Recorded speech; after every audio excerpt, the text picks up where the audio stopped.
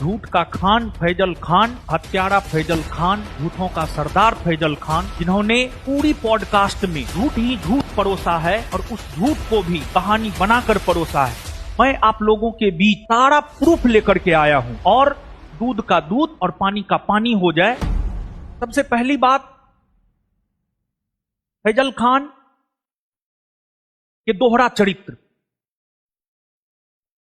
बहू बेटियों को लेकर पर्दा के सामने बहुत इमोशनली होकर के बोलता है, लेकिन उसके आंतरिक सोच को जब आप जानेंगे, जब आप सुनेंगे, तब आपको पता चलेगा कि एक लड़की को लेकर के, घर की औरत को लेकर के उसके मन में किस प्रकार का विचार है, कैसा फैजल खान का दोहरा चरित्र है।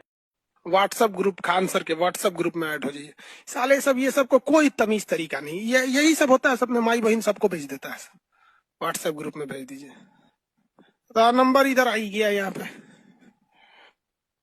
आज इनका अच्छा से इलाज करा देना। ठीक है, दुद्दू को बैच में ही बोला है। साले नचनिया नाम रख ले सिंगर, नींद आती, लिखता है कि नाम है सिंगर, साले नचनिया हो तो यहाँ क्या कर रहे हो? जाओ अपने घर में 2-3 गो महिला को लाओ, टाली पे नचवाओ, तुम गाओ, वो नाचेंगी सब, तुम गाओ। यहाँ पढ़ने के लिए चला हो यार, नौकरी से ज्यादा हो तुम्हारे घर की महिलाएं कमाएंगी सब, टाली पे नाचेंगी सब। तो तुम अगर महीना भर नौकरी करोगे ना तो 30 से 40 हजार की उन लोगों को क्या मिलेगा? सैलरी मिलेगा। घर वाले से नचवा दो, 2-3 बार नचवाएगा तो काम हो जाएगा। बेवकूफ सब साला यहाँ आके नौटंकी करता है। सब पड़ोसी का औलाद है, सभी सब जितना हरामी टाइप का होता है, सही बाप का नहीं है। सब अपने एकदम लिख के रख लेना, अपने बाप का औलाद जो रहता है उसके अंदर संस्कार रहता है कि क्या इन।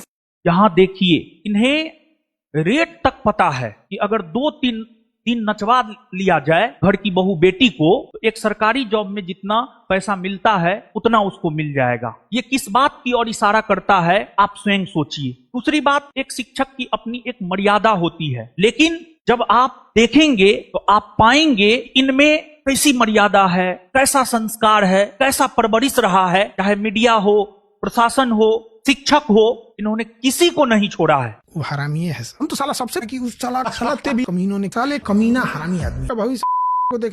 हमने तो इतिहास में स्वामी विवेकानंद को पढ़ा है। स्वामी विवेकानंद ने कहा है, हम जो भी हैं, जहां के भी रहने वाले हैं, जिस भी धर्म के हैं, हमें उस पर प्राउड फील होना चाहिए, हमें उस पर गर्व होना चाहिए। लेकिन लगता है फैजल खान इस पूरे संसार का एकमात्र ऐसा व्यक्ति है जिसको अपने नाम से नफरत है, जिसको अपने धर्म से नफरत है, जिसको अपने राज्य से नफरत है। आज जिस व्यक्ति को अपने राज्य से नफरत है, कल उस व्यक्ति को अपने देश से भी नफरत हो सकता है। स्वामी विवेकानंद का अमेरिका के शिकागो का भाषण बहुत लोकप्रिय हुआ। तो क्या स्वामी विवेकानंद अपने आप को कहने लगेंगे कि हम अमेरिकन हैं? स्वामी विवेकानंद ने अपने उसी भाषण में इस बात का जिक्र किया था, मैं भारत का नागरिक हूं और भारत एक गुलाम देश है, लेकिन उस गुलाम देश के नागरिक होने पर भी हमें गर्व है कि उस भारत देश ने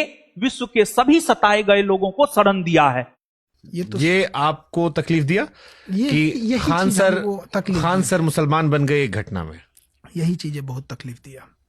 देखिए, इन्होंने अपने पॉडकास्ट में केस का सारा फाइल लेकर के आया, लेकिन इन्होंने जो फर्जी रेवेन्यू ऑफिसर बनाया, इनकम टैक्स ऑफिसर बनाया, इन्होंने दावा किया है कि हमने उस पर केस किया है। आपको फाइल लेकर के आना चाहिए था, केस का फाइल लेकर के आना चाहिए था। और ये जो रेवेन्यू ऑफिसर था, इनकम टैक्स ऑफिसर था, इस पे हमने केस किया है। ये 1 नंबर का धूर्त और कमीना हरामी आदमी है। ये देखिए, इन्होंने अपने पूरे वक्तव्य में प्रिंस पर जितना हो सकता है, उनसे जितना संभव हो पाया, झूठा आरोप उन्होंने लगाया है। प्रिंस एक समाज सेवी था, कोचिंग का डायरेक्टर था, कोचिंग का एक प्रकार से मैनेजिंग डायरेक्टर था, मेरा भाई था, कुछ भी होता था, जबरदस्ती उसके नाम को किसी भी केस में जो है केन प्रकारेण डाल दिया जाता था। देखिए, जो एफआईआर होता है, फर्स्ट इंफॉर्मेशन रिपोर्ट, एफआईआर किसी पर गलत भी हो सकता है। प्रधानमंत्री, मुख्यमंत्री, इन लोगों तक पर झूठा एफआईआर हुआ है। 2 जून की घटना में जो हमारे ऊपर जो एफआईआर हुआ है वो भी झूठा एफआईआर है। एफआईआर किसी को दोषी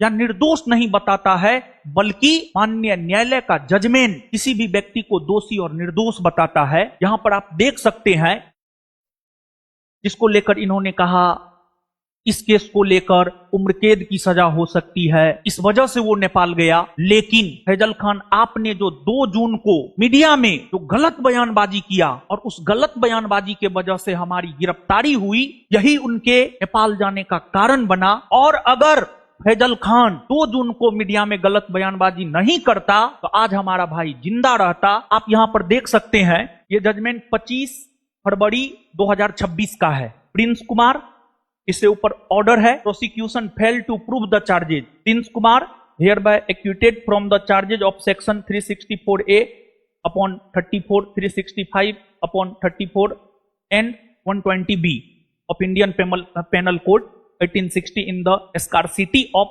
appropriate evidence against the accused person। तो अब आपको डिसाइड करना है कि कौन सही है, कौन गलत है।